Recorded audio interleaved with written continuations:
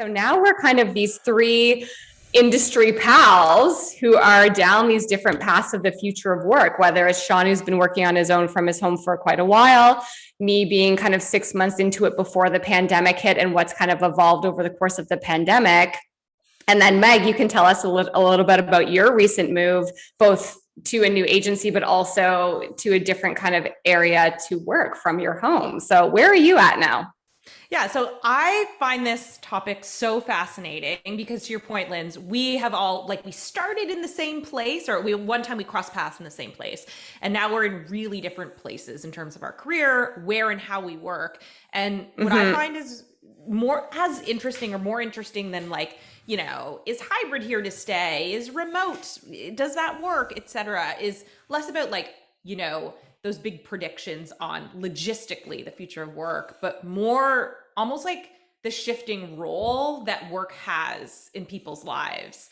Right. I thought it'd be a really timely topic. For first and foremost, I feel like I've been forced to look at this idea of whether it's work-life balance or leisure time versus work time. So for me, the role of work and leisure and even where I'm working has radically changed in ways I couldn't have imagined prior to March 2020.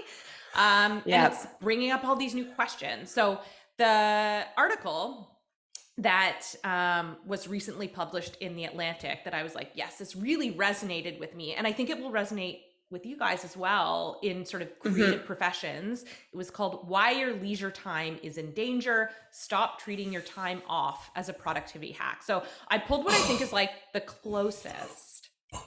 Yeah. Say that one more time, Meg. So why your leisure time is in danger. Stop treating your time off as a productivity hack. So the two little people inside my brain have been arguing about that sentence since you sent me this article. Yeah. One of them is everything's a productivity hack. Everyone's trying to do everything to be better all the time, no matter what. And the other one's like, be cool, man. It's just relax. So we're so excited to dive into this article with you. Yeah. So I thought it would be a good moment to kick off and pick out. There was tons of sort of facets of this argument that this article dives into. So I really recommend checking it out.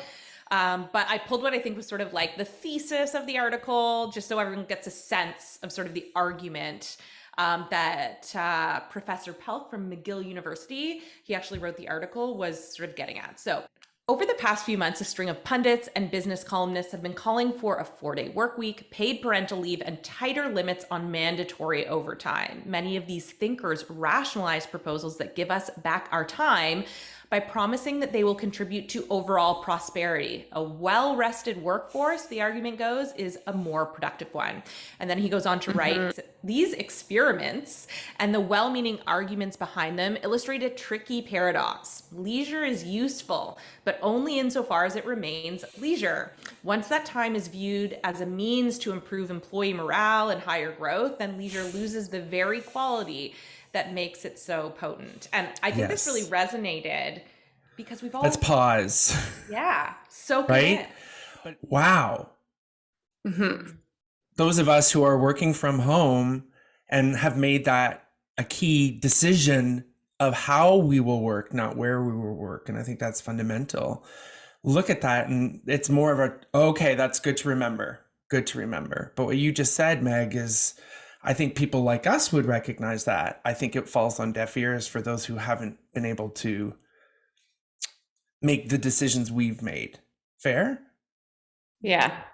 I think the one thing that you said, Sean, that's interesting though, is that I think there's been a big spur in people recognizing that it's the where they will work, whereas they haven't done as much digging into the how you will work. And it's the shift of the mindset of how you work, not where you work, that I think is where the actual work needs to be done.